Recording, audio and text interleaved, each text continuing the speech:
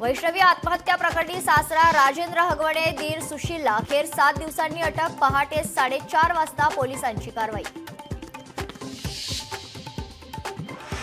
अटकेपूर्वीचा हगवणे बाप लेकाचा हॉटेलमधील जेवतानाचा सीसीटीव्ही समोर।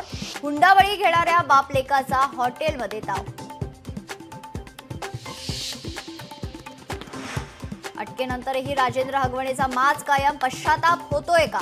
लोकशाही मराठीच्या प्रश्नाला राजेंद्र हगवणेचं नाही असं निर्लज्जपणाचं उत्तर। हगवणे कुटुंबावर कडक कारवाई होणार। उपमुख्यमंत्री अजित पवारांचं आश्वासन। तर संबंध नसताना आपल्याला दोषी धरलं जात असल्याची नाराजी। अजित पवारांच्या विधानाला फडणवीसांचाही दुजोरा। कसपटे कुटुंबाला धमकावणाऱ्या निलेश चव्हाणबाबत धक्कादायक माहिती उघड। छुपा कॅमेरा वापरून पत्नीचे आक्षेपार्ह व्हिडिओ बनवलेले होते। तुर्तास निलेश चव्हाण विरोधात वारजे पोलीस ठाण्यात गुन्हा दाखल। हुंडामुक्त महाराष्ट्र हिंसामुक्त कुटुंब। खासदार सुप्रिया सुळेंचा एल्गार। 22 जून पासून राज्यव्यापी आंदोलनाची हाक। वैष्णवीच्या आत्महत्येनंतर आंदोलन करणार। छगन भुजबळांकडे अन्न आणि नागरी पुरवठा खात्याची जबाबदारी। धनंजय मुंडेंकडे असलेलं खातच भुजबळांच्या पारड्यात। मुंडेंच्या राजीनाम्यानंतर भुजबळांची मंत्रिमंडळात वर्णी।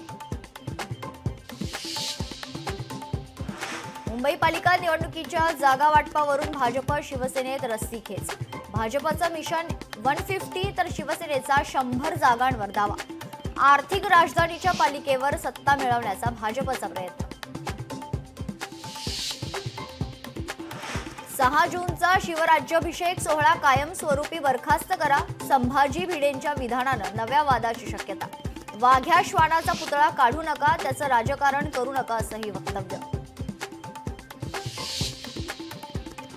नाशिकच्या जिंदाल कंपनीला लागलेली आग 55 तासांनंतर आटोक्यात। कूलिंगचं काम सुरू। आग नियंत्रणात आल्यानं संभाव्य धोका टळला। अरबी समुद्रात कमी दाबाचा पट्टा। सिंधुदुर्ग जिल्ह्यात 3 दिवस अतिवृष्टीचा अलर्ट जारी। मच्छीमारांना खोल समुद्रात न जाण्याचं आवाहन।